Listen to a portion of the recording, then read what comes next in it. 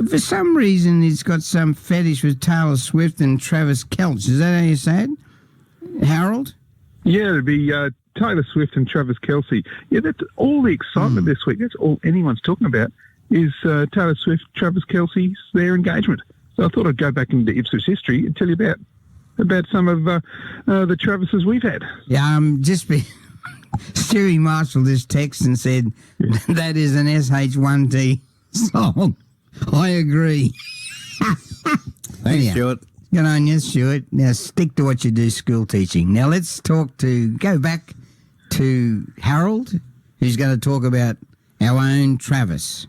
Yeah, that's right. Travis Kelce's Taylor Swift engagement. Exciting week for everyone. I know you're a Swiftie, Danny. Couldn't give us stuff. I don't know if they seen her. Anyway, look, we better move on because this is a little bit interesting for some people out there. Anyway, because for 3 years, that's from 1900 to 1902, Mr. Travis Goff lived in Ipswich with his young family, his daughters. Right. Now, when he was manager of the Australian Joint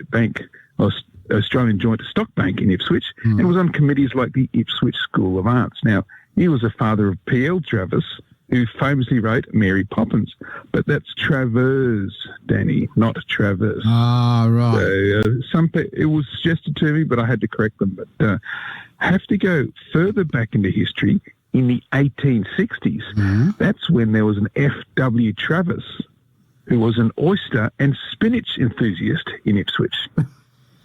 Now, oysters? Where would he get his oysters from? The Bremer River? They'd end up flaming, growing. Well, it must be because Travis had a combination of dining rooms, including an oyster saloon that specialised in serving oysters on Brisbane Street, right next door to the Shamrock Hotel. There'd be a lot of horny drinkers at that particular... Yeah, well, that's right. Well, he had to move because he moved from Brisbane Street over to East Street and added a coffee shop to the mix, which served hot coffee 24/7.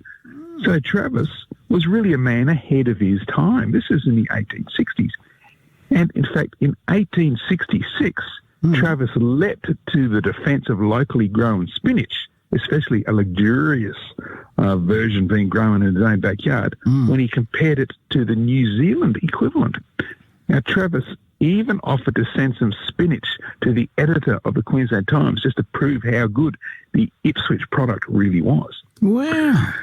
But come forward in history, Danny, to 1946, and that's when I think the most interesting Travis in Ipswich history was in town. You see, it was 20-year-old Victor Travis. He escaped from Bogger Road Jail and evaded recapture by dressing in army uniform and living at the Red Bank Army Camp. Oh. So Travis, he tried to contact his father here in Ipswich, but the police were watching, so that's when he went to Red Bank.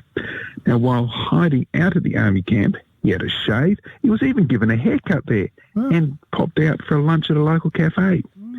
Now, two soldiers at the camp finally copped on and thought he looked suspicious, so they brought him into the Ipswich police station, but they had no idea who he was.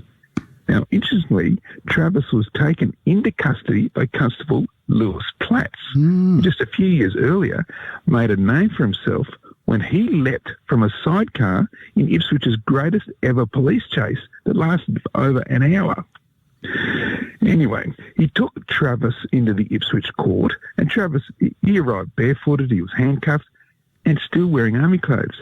He even stopped and smiled for the photographer. So he was channeling Travis Kelce today. He was sentenced to an extra 1 month in jail for stealing, among other things, a pair of army underpants.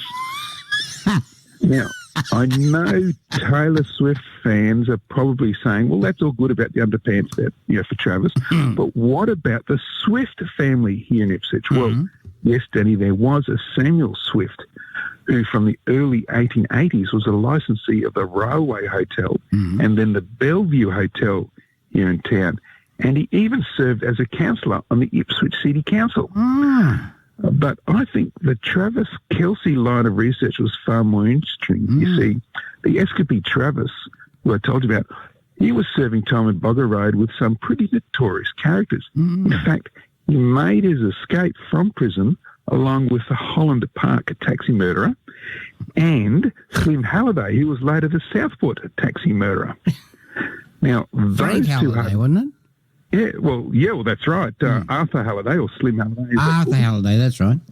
Yeah, and he was famous for just escaping. Anyway, on this occasion, Travis whipped out with him.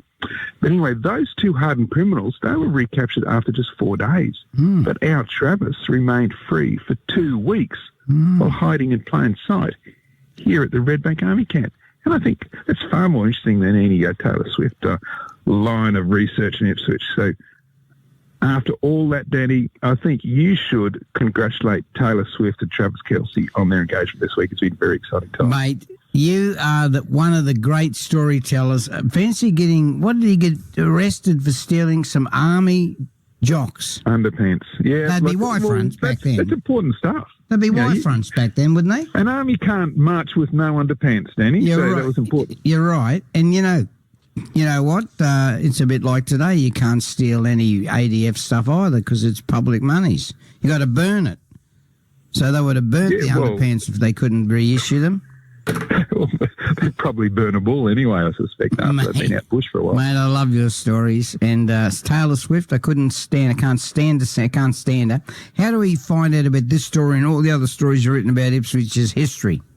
Yeah, look, history out there you can find on YouTube, Instagram, Facebook, or you can go to my website, historyouthere.com. And your beautiful sister Sophie is listening right at this moment. She's gorgeous. And I love her. And my other sister Sophia, she's probably listening as well. I took a punt whether it was, and I got the wrong one. Sophia, you're gorgeous. Have a great day. All right, mate, that's a fantastic story at 8:20. We're live, local, overlooking the beautiful, picturesque Ipswich on West Bremer Radio.